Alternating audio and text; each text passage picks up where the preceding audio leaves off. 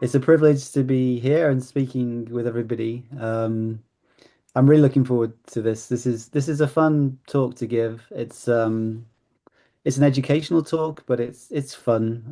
And I think actually of all the papers I've written, this has maybe had one of the most impacts because um, as you'll see, many of the topics are just so common that actually this has reached quite a lot of people. And I hope it's informative to you today. So yeah, so this is on the 12th day of Christmas, the statistician sent to me, but the missing bit really is that the statistician sent a BMJ rejection. Um, so as Florian says, I work for the BMJ, and whenever I go and give a talk anywhere, I'm always conscious that I'm likely to have reviewed somebody's paper at some point. And often, because it's the BMJ, one of the leading medical journals, often it's a rejection. And so I'm always worried that people associate me with that rejection. And when they see me, there's some inbuilt anger that I don't know about. But anyway, so if you've had a BMJ rejection from me, it's not personal. It's not necessarily my decision most of the time. Okay, so just before I go into the statistical aspects, what I want to just talk about at the start is what the process is of doing reviews at the BMJ. So the BMJ used to be called the British Medical Journal, but now really the brand is the BMJ. And as Florian says, we're a strong advocate of good practice. So high research quality, integrity of doing research, and transparency of research findings. Um, So if you've submitted your article to the BMJ, or if you haven't, this is sort of what the pathway is. So you'd submit the article. The article would then be screened by the research editors, and they've got a clinical background and knowledge. So they would look at it in terms of whether this paper is likely to be relevant and impactful for readers of the BMJ. If it was of interest, they would then assign it to a handling editor, so somebody who would then have oversight on that paper throughout its whole journey, potentially wherever that leads to. It could be publication, but it could be rejection. But that person would then send it out for peer review. BMJ is quite good at getting reviewers. I think lots of people want to review for the BMJ, so you often would get a lot of reviews. So some journals you may only get one or two reviews. BMJ you may end up with 3 to 6 reviews, and responding to reviewer comments is a big job if you get those reviews back.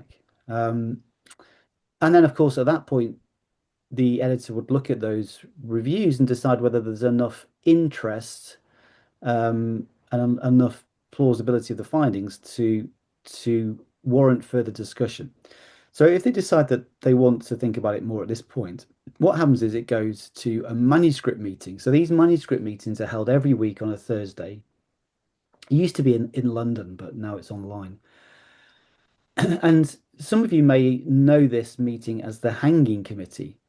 So basically, we have about 6 to 8 papers a week where we would look through those papers and decide, based on the peer review comments, based on our own opinions, whether we want to ask for a revision of the article or whether we want to reject or indeed whether we want to accept at that point. So it's called the hanging committee, not because we're trying to kill articles. We're actually deciding what to hang, like hang in a gallery as a positive thing. Um, and so collectively we make a decision, and the clinical editors would be at that meeting, but there would also be somebody like me. So we have a team of 8 statistical editors. And so we basically take it in turns to do that week's meeting where we'd look at all the papers and give our statistical opinion on all those papers. And that may then lead to doing a formal statistical report. So if there was enough interest in the paper, but there was some statistical concerns at that point, we would do a formal review. And that's where I think some of you may have had reviews from me in the past. And we also support sister journals at times, like BMJ Medicine. So Having statistical editors embedded in the review process is something that BMJ has always, sort of, I think, led the way for. So this can go back 30, 40 years through people like Martin Gardner and Doug Altman, who were the chief statistical editors of the BMJ. Um, and people like Doug saw statisticians, and this is my first of many Christmas references, so bear this in mind. Saw statisticians to be like the Christmas star, leading a path of research integrity and good practice, so shining a light of good standards. So what we do is we're looking to identify problems, statistical flaws and concerns that would then lead to rejections, or like it said, maybe to statistics report to guide revisions. We also try and publish um, educational articles. So you'll possibly be aware of the Bland and Altman statistics notes series, which give very succinct introductions to many different types of statistical topics. But altogether at the BMJ, the statistical editors probably review over 500 articles a year. Many articles we get at Christmas. So what happens at Christmas is that, and you're probably experiencing this right now, that you're rushing to finish a research article and you want to get it submitted to the BMJ or another journal so that it's off your plate, that you can go into Christmas relaxed thinking, I've submitted this paper. What I'm going to urge you today is to just press pause and think about some of the common statistical issues that we may encounter. So this is a quote, you'll be familiar with this quote, I would imagine, from Doug Altman in 1994. We need less research, better research, and research done for the right reasons. What then should we think about researchers who use the wrong techniques, use the right techniques wrongly, misinterpret their results, report their results selectively, cite the literature selectively, and draw unjustified conclusions? We should be appalled.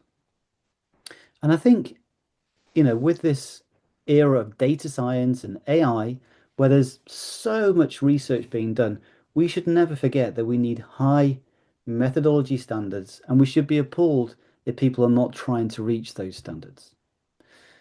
So, because of this, and because of the common errors that we see when we do peer review, a few years ago, the statistical editors got together and wrote this paper on the 12th day of Christmas. A statistician sent to me, and the fun premise was that we get a lot of articles at Christmas. They all have common issues.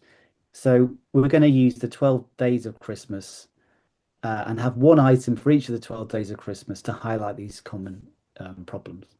Of course, we targeted this for the BMJ's Christmas issue to make it a bit more novel. And what we're trying to do is to reach a broader audience of people that don't normally read statistics papers but should be doing. So, okay.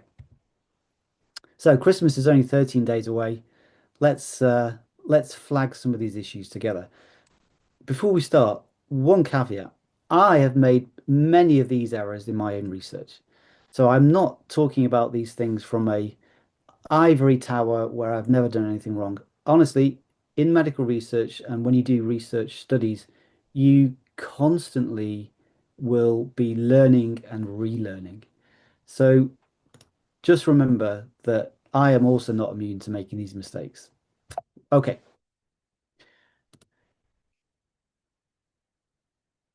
right. Trying to change slides. Won't do it. Okay, so we're going to go through each of the days, but we're only going to spend a few moments on each of the days. So day one, clarify the research question. So the research question. This reminds me of what Christmas is all about. So Christmas is the time to reflect on the meaning of life and your goals. And researchers should be doing this when they do their studies. They should be reflecting on what is the actual research question, what are the objectives. But it's incredible how many articles we get where after about 15 minutes of reading it, you go, what's the question here? What's the research question? So, for example, in observational studies, we get a lot of observational studies, and sometimes you're going, are they trying to answer a causal question or are they just describing associations? Are they looking to see whether a factor is causally related to the outcome, or are they trying to identify prognostic factors? Are they looking to identify prognostic factors, or are they trying to develop a prediction model? And sometimes people don't know. So you get these papers where it's a mixture of all these things, and you end up sort of looking at going, "Ah, they don't know what their research question is." And so make sure when you submit into the BMJ, it's very clear what your research question is. And of course, the study should be designed properly to evaluate that question. We may get causal research studies, so looking at whether something's a causal factor. Traditionally, back in the day, people would just give you a regression model and they'd adjust for covariates. But I think nowadays we'd want to have more understanding of where the causal mechanisms are. What's the current understanding of the causal pathway? Maybe there should be a directed acyclic graph rather than just saying we adjusted for 5 factors. Why those 5 factors? Why not other ones? So there should be more understanding about why people are doing causal inference. And in systematic reviews, we may be missing the basics of like the PICO system. So what's the population? What's the intervention? What's the comparison? What's the outcome? So tell us about your research question and frame it and define it appropriately. With this in mind, there's something statistically that's important called an estimand. An estimand is simply it's what's the study's target measure that you want to estimate? What is the measure that you're going to use the study's data to estimate that can be useful then to make decisions maybe for clinical practice? So for a randomized trial, the estimand would be a treatment effect. And that sounds pretty obvious, but it also needs to be defined in terms of the population, what the treatments are being compared to, what are the outcomes of interest, what's the time point of interest, what's the effect measure? Is it a risk ratio or risk difference? Unadjusted or adjusted? It's amazing that when people do sample size calculations, they may do a sample size calculation on the risk difference, but then in their analysis, they focus on odds ratios. So there's this incompatibility. So be very clear about your estimand.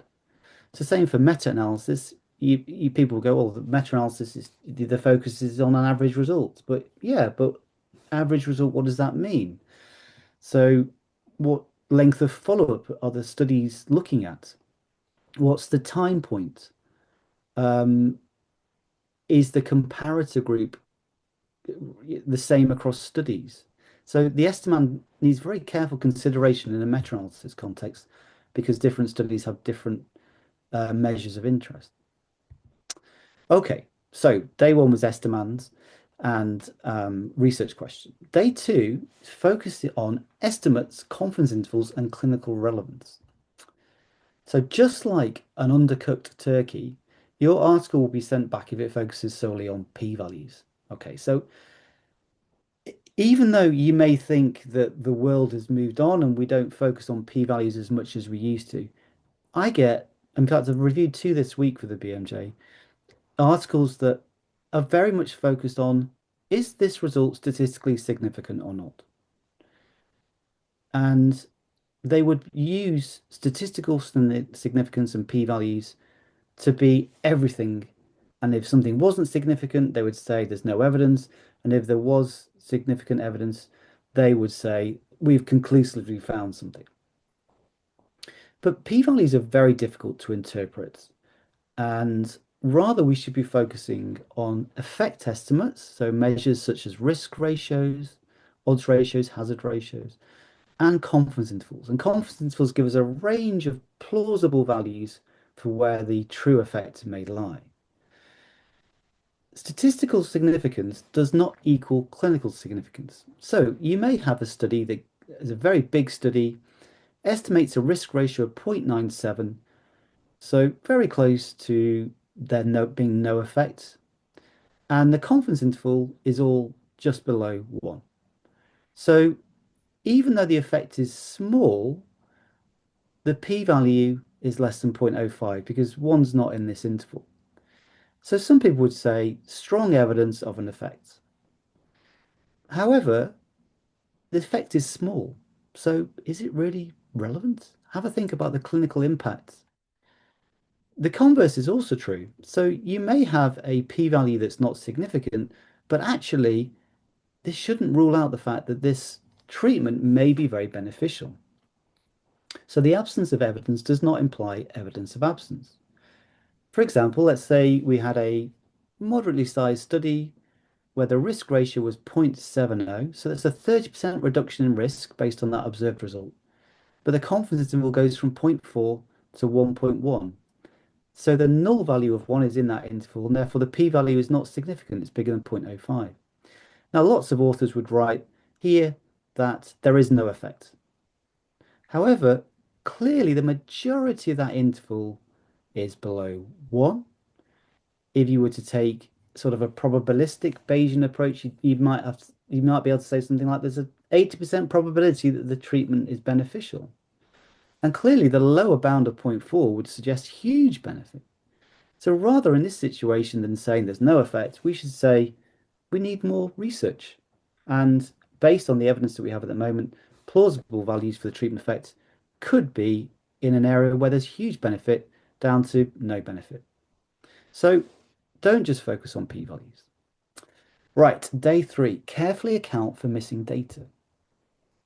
So missing data is a massive problem in medical research, but most submissions to the BMJ, and I say most because it's true, most never acknowledge how complete their data was.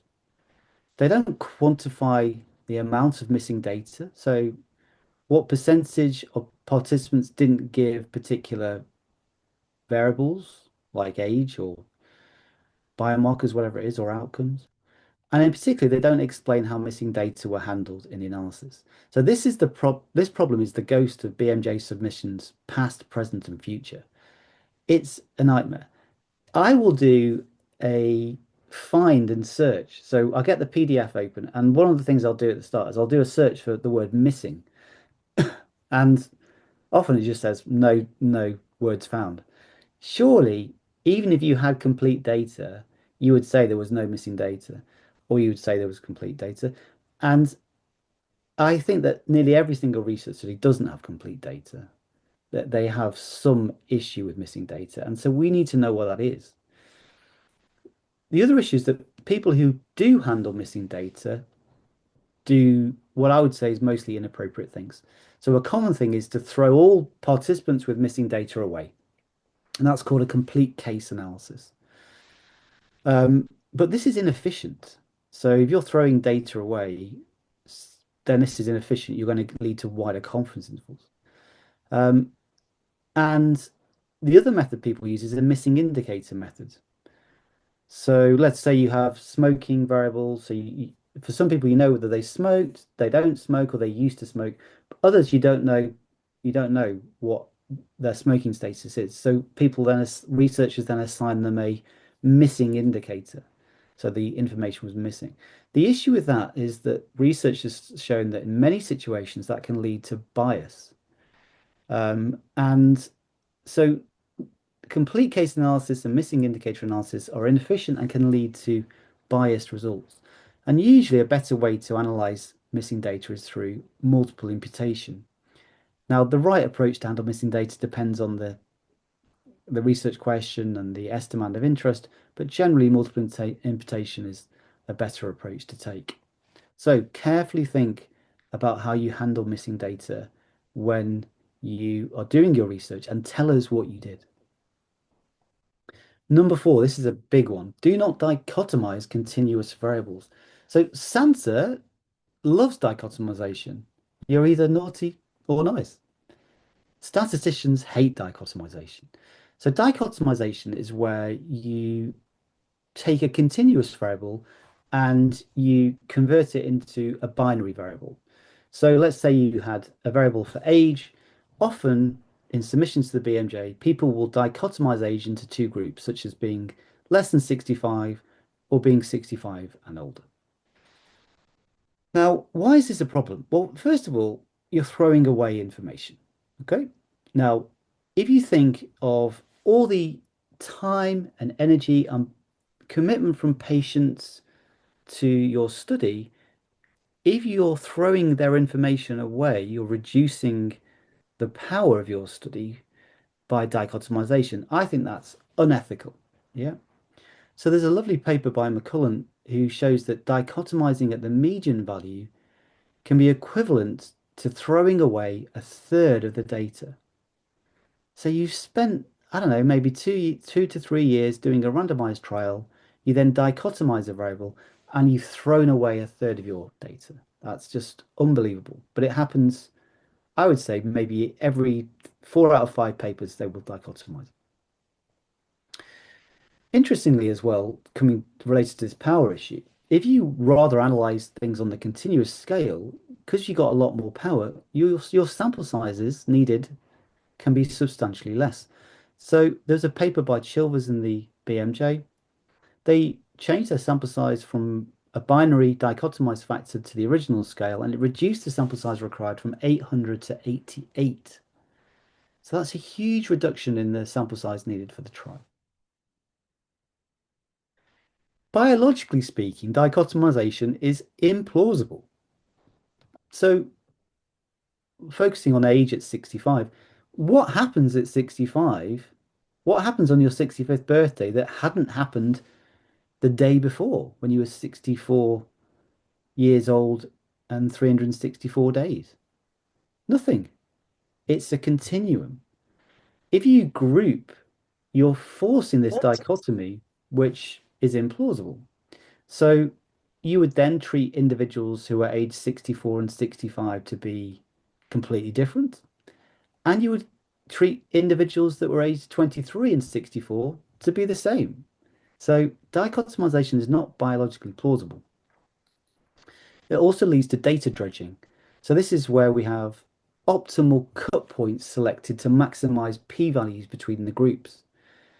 And this, of course, leads to researchers repeating their analysis, looking for that magical cut point to give them a smaller p-value until they find something important.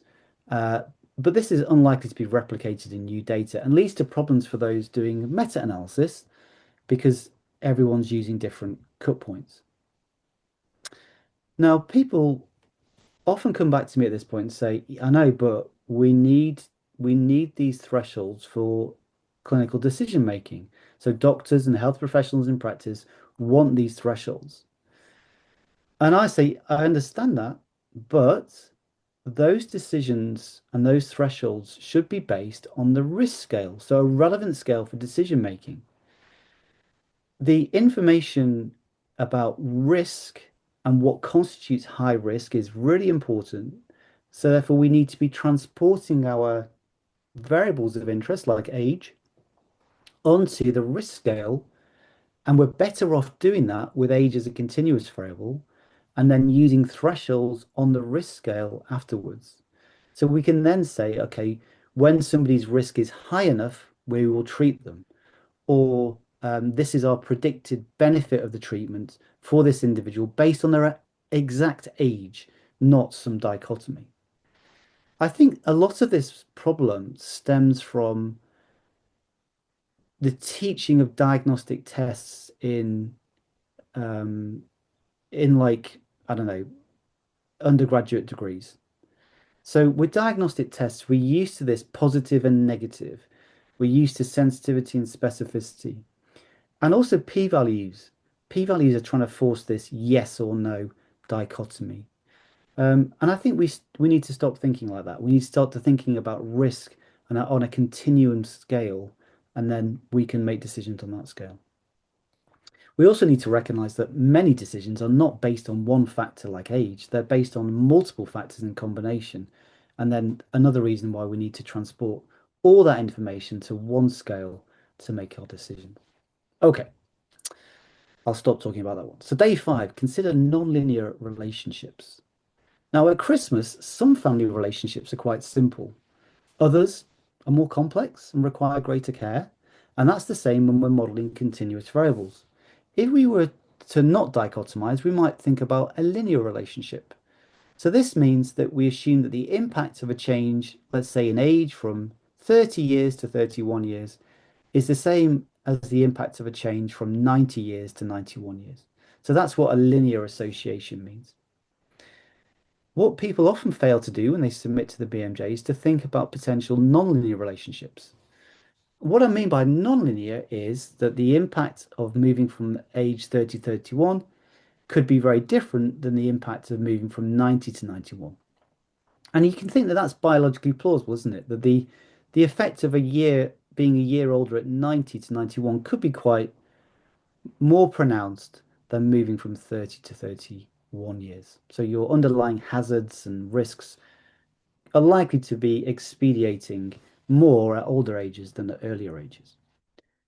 I think a lot of important information is being lost by researchers by not looking at nonlinear relationships. Here's an example from my work, and we could use polynomials or statisticians called splines to look at this.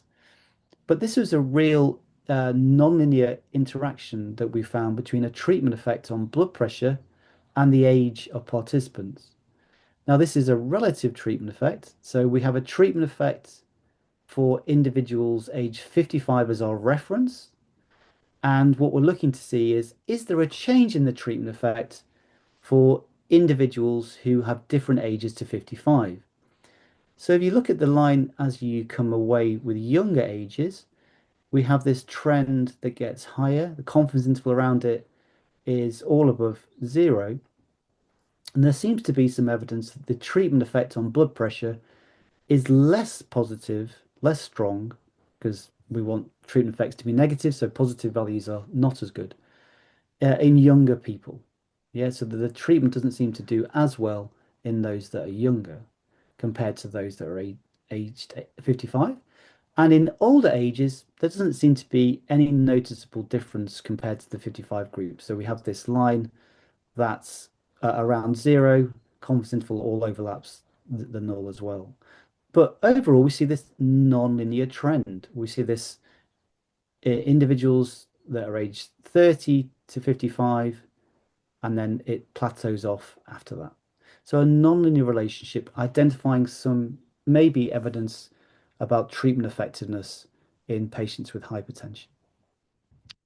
Okay, day 6. Let's quantify differences in subgroup results. Many articles that we get to the BMJ, maybe randomized trials, but any type of study, they will often do secondary analyses that look at subgroups. So by subgroups, I mean where we're looking to see if the effect is still there if, for example, we were to look at just males or just females or those that smoke, those with a particular BMI, and so forth. But subgroup analyses are really poorly done. And a major mistake that we find is that people present to us subgroup results separately and do not quantify the difference in subgroup results. So what that means is they do not quantify the interaction. So how the treatment effect, for example, changes from one subgroup to another. What they rather do is they look at the results in each subgroup, and based on the significance of each subgroup result, they make decisions. So here's an example. Let's say we had done a trial and we now look to see whether eating those that eat sprouts at Christmas and those that don't eat sprouts at Christmas, whether there's an effect in each of those groups. So let's look at those that eat sprouts. Their risk ratio, the treatment effect is 0.67. This is all below zero in terms of the confidence interval, significant finding. In the group that don't eat sprouts, we have a risk ratio of 0.88. The confidence interval includes 1, and therefore the p-value is non-significant. Now, what researchers would do in this situation is that they would make a big headline that said, eating sprouts is important. And if you eat sprouts, the treatment effect will work. Well, that's not the case because you've not actually shown that. What you've done is you've worked out there's a significant p-value in the eat sprouts group and that there isn't a significant p-value in the don't eat sprouts group, but you've not actually done a statistical quantification of the difference in the treatment effects between the groups. So let's do that. In this situation, if we were to quantify the difference, which really here we'd want to work out a ratio of those risk ratios, we find that the ratio of those risk ratios, the interaction there, is 0.76. And that is giving a confidence interval that overlaps 1. P-value is zero point 0.2.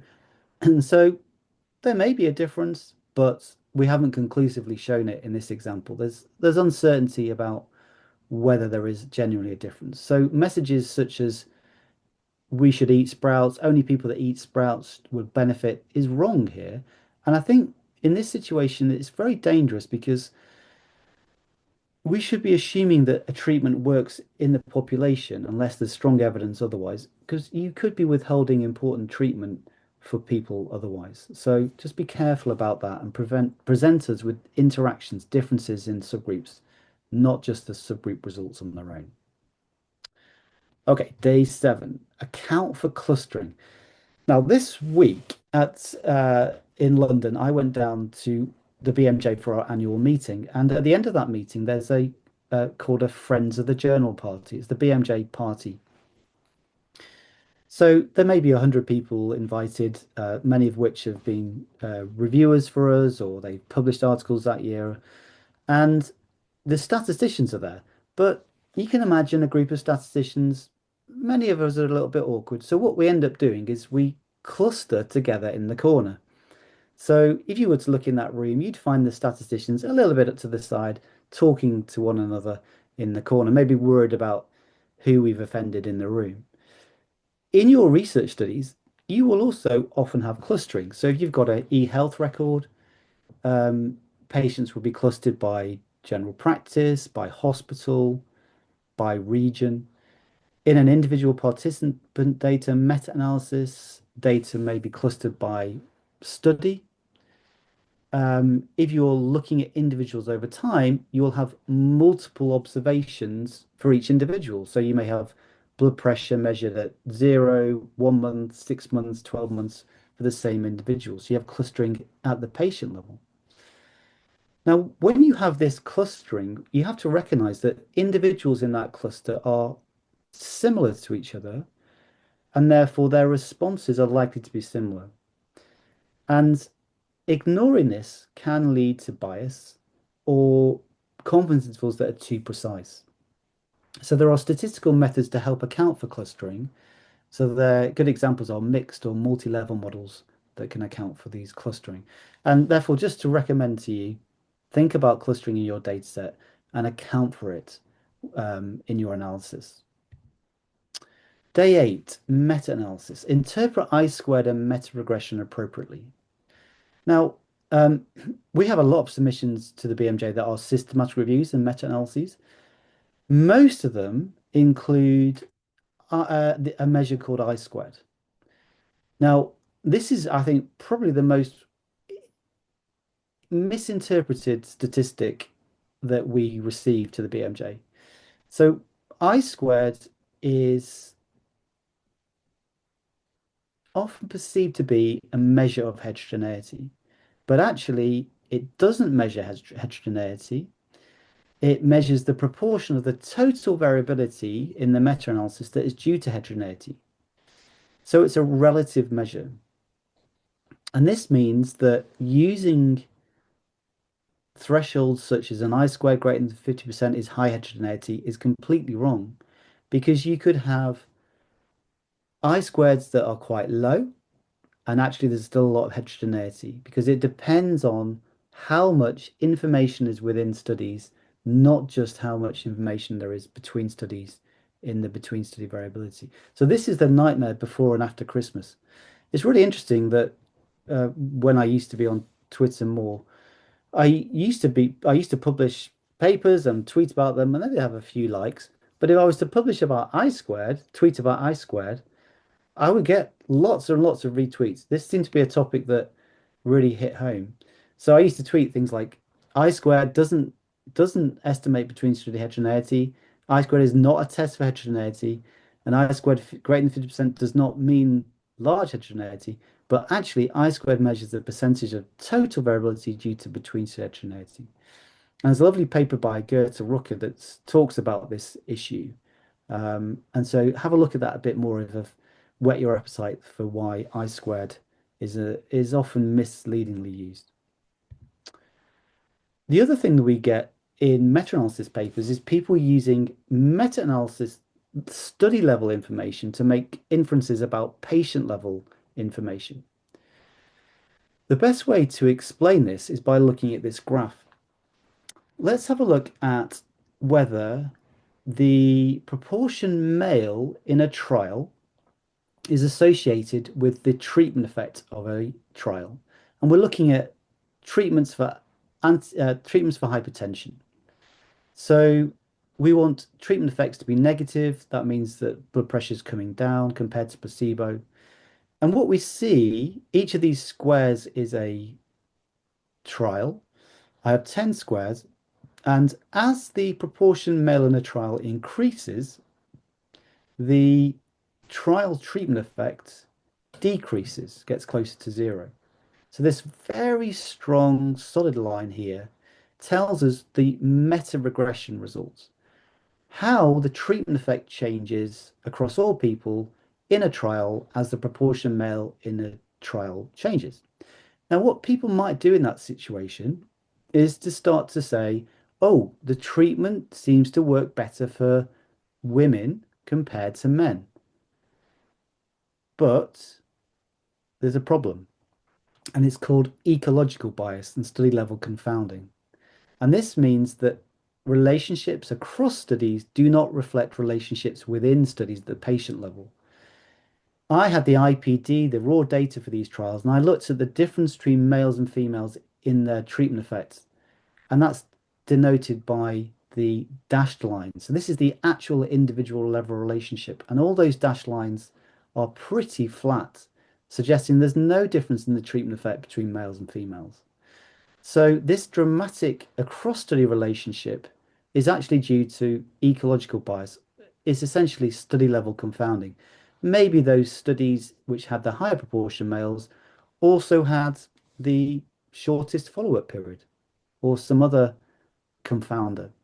So really think and be cautious about making individual level um, inferences based on meta-analysis data unless you've got the raw data. Okay, day nine, assess calibration and model predictions.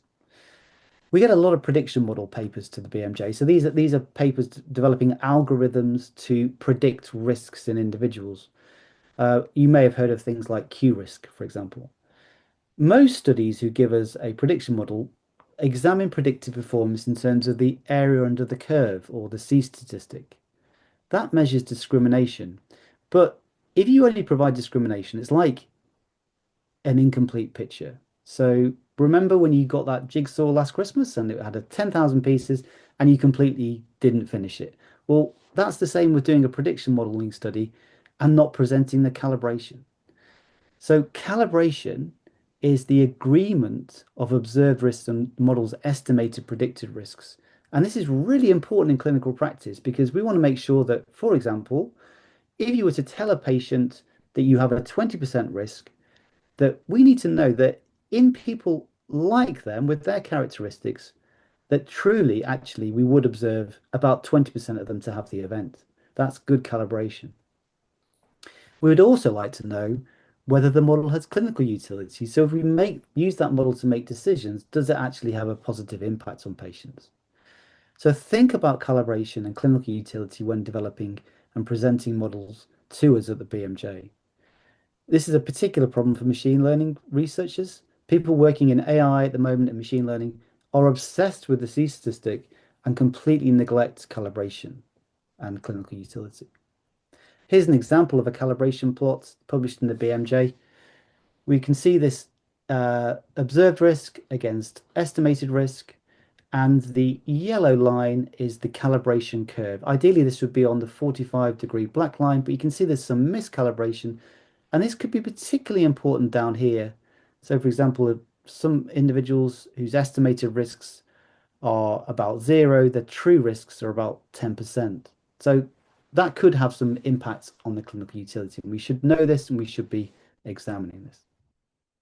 Day 10, carefully consider variable selection. So variable selection methods are often embedded in statistical software, and this is where we do some automated process to decide what variables go into our models. However, I think just like those turkey sandwiches on Boxing Day and New Year's Day, we don't really need them anymore. For example, in causal research, we should be deciding what variables go in based on causal reasoning such as DAGs. In prognostic factor research, we should be adjusting for and accounting for existing prognostic factors. Routinely, we shouldn't just be selecting them based on p-values. And in prediction model research, where we may want to do some variable selection, there are methods like the lasso which allow for variable selection whilst also dealing with issues such as overfitting. So just carefully think about variable selection before actually routinely using it in practice. Day 11, assess the impact of assumptions.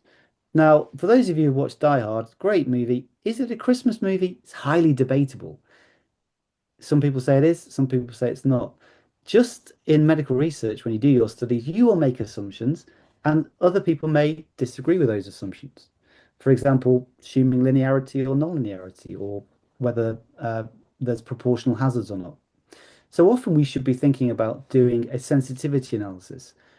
If you were to change your assumptions to other plausible assumptions, how do the results change? So as reviewers at the BMJ, we often ask for that information. And lastly, on day 12, use reporting guidelines and avoid over-interpretation. Doug Altman was one of the founders of good reporting practices, and he said researchers should not have to infer what was probably done. They should be told explicitly. Proper methodology should be used and seen to be used. So make use of reporting guidelines.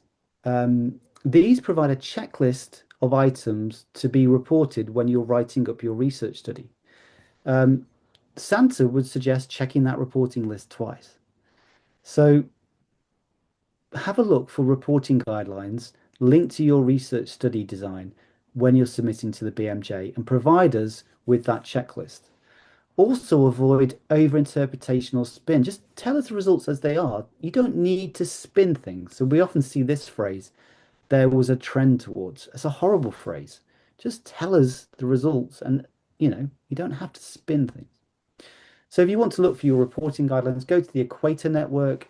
You'll see such as Consort for trials, Tripod for prediction model studies, and Prisma for systematic reviews and so forth. So check out the Equator Network.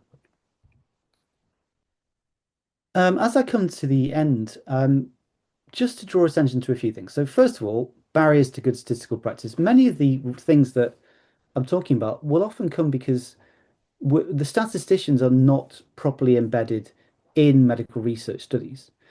Sometimes non-statisticians think they can dabble in statistics and that they can do a good job themselves.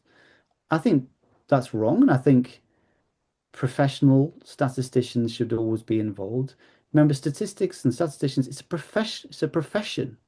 It's a profession. They're professional experts. So use them. Make sure you have funds for statistical time.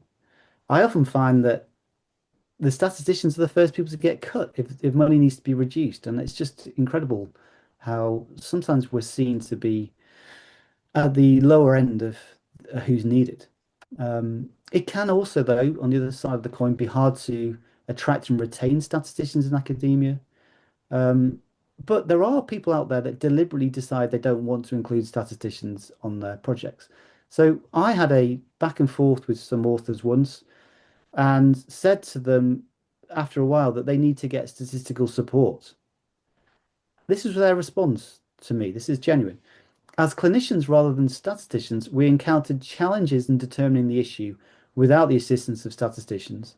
We acknowledge this limitation in our study. So rather than getting statisticians, they just said, well, we're just going to acknowledge in the discussion that we didn't have statisticians. I don't know, frustrating. And I will stand up for my profession here. There's also sometimes a refusal to go against the method stated in a protocol. And I can understand that view. What I would say in that situation is that as a reviewer, if I was to request something, people can always write in the paper that this was added on the request of the statistical reviewer, and that's a way forward. Now, the BMJ don't always get things right. So we sometimes have to put an expression of concern on a paper. Sometimes we retract a paper if things come to light after the peer review process. And sometimes we recognize that we should have done better ourselves. So at the Christmas meeting that we had this week, we have what's called a sin bin. And this is where we go through problematic papers from the year and we decide how we can do things better going forward. So this is just to make you aware that the BMJ recognizes that we don't always get it right, and we're never always going to get it right. But we have things in place to help us learn and grow and try and do things better. One issue that's come up recently is about data sharing and how we, when people supply us their data, at what point we should check that data. And that's something you may see more of in the coming years. One thing that people post review often bring us up about is that correlation does not equal causation. And just 2 minutes left. I'm going to flag a fun example that I published in the Christmas issue from 2023. I wanted to look to see the effect of a doctor working, whether a doctor working over Christmas was effective. But of course, I couldn't do that in a real study. So I used as a proxy Doctor Who episodes, and if Doctor Who episodes were broadcast on Christmas Day, does that have a positive benefit? Now, Doctor Who is a British television program, which you may or may not have heard of. And so clearly, this is a nonsense study, but it was in the Christmas issue. And what we found was that actually, when the BBC shows Doctor Who on Christmas Day, then this is associated with a lower UK mortality rate the next year. And you can see from this graph that when Doctor Who started to be shown on the BBC on Christmas Day, there was a shift in the time series trend downwards so that the mortality rate comes down. So this is a classic example of correlation does not equal causation. But it's a fun article to demonstrate that Doctor Who should be shown on Christmas Day, but also that doctors working on Christmas Day we should be very grateful for that. Um, this hit the press in the UK. Quite funny in all the papers. I've never had that with any of actual research, but when I did this, it did. So this was in a newspaper. Festive Doctor Who could help reduce excess deaths. Less folks die when Doctor Who is shown on Christmas Day. And this was the best one. This was on the front page of the Daily Star, and it said that Doctor Who is a lifesaver. So anyway, that's a bit of a fun way to finish. So, an epiphany. Statisticians have a very shy nose for detail. We seek all is right rather than all is bright. We sometimes emphasize no, no, no rather than ho, ho, ho. But we have a good heart and we want journals to be publishing the gold, not the mold, the frankincense, not the makes no sense, and the myrrh, not the So please do think about these 12 items before Christmas. And also the 13th one, which was correlation does not equal causation. And this is, of course, a recommendation for your whole career, not just for Christmas. And lastly, back to Doug. So Doug Altman was somebody who taught me a lot. And I think we would look back now on his life and say he was one of the most influential statisticians that has ever lived. He said that to maximize the benefits to society, you need to not just do research, but do it well. So let's stand up for statistics and good research practice. Let's educate others about good methodology standards. Also promote methodology research as essential and tell other people to do the simple things correctly. One thing he said to me was, all these new fancy methods are great, but if we could just get people to do the simple things correctly, like clearly reporting their study and not dichotomization, then we would have much better quality medical research on the whole. If you want to look at the paper, there's the links to it, and here's a one-page summary.